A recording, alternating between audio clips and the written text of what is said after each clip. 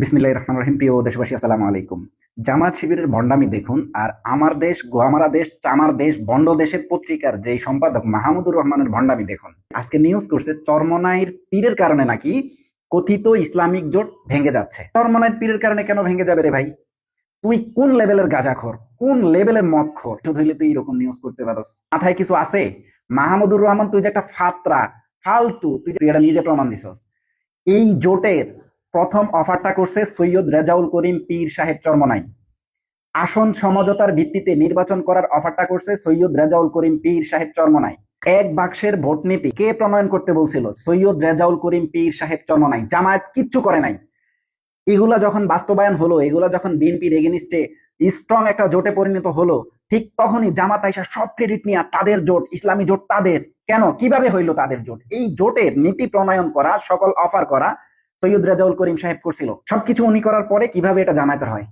এই বেটা মাহমুদুর রহমান ঠোল, মূর্খ, বলদ, ভারতীয় পাঁচাটা কুত্তাদের দালাল তুই। কথিত ইসলামিক দলে তোর নেতা, জামাতের হেড অফ ডিপার্টমেন্ট শফিক্কা গোপনে ভারতের সাথে মিটিং করে যখন এটা পাবলিশ হয়ে গেছে, তখন তো তুই কিছু কইলি না। নিউজ করস যে চরমনায় পীরের কারণে কথিত জোট ভেঙে যাচ্ছে। এ বেটা আবাল, তোরে সম্পাদনা শিখাইছে কে? পত্রিকা চালান শিখাইছে কে?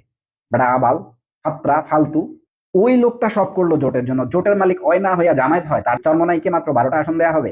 এটা কি মগের মূল্য? ফাত্রামি। চরমনাই কারে কয় আসন দিবে? এটা চরমনাইয়ের এখতিয়ার। চরমনাই এতদিন চুপ ছিল জোটের স্বার্থে, কিন্তু চরমনাইরে 12টা আসন ধারায় দিয়া, মূলা ধারায় দিয়া তোরা নেতৃত্ব দিবি, আবার নিউজ করবি চরমনাইয়ের কারণে জোট ভেঙে যাচ্ছে। বেটা তোর মতো ফাত্রা, ডাস্টবিনের কিট, নোংরা, ময়লা পৃথিবীতে কম মানুষ হয়।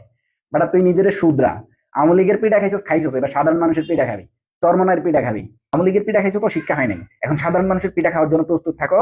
মাহমুদুর রহমান সাহেব, তোমার কপালে পিঠা নিশ্চিত। তুমি যে সকল নিউজ করো, এটা স্বাধীনতা পায় না।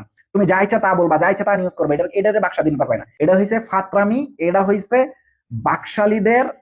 ওই যে শেখ মুজিব সবগুলা পত্রিকা ধ্বংস করে দিয়া 4টা পত্রিকা রাখছিল, তোরটা হইছে ওই 4টার মধ্যে একটা।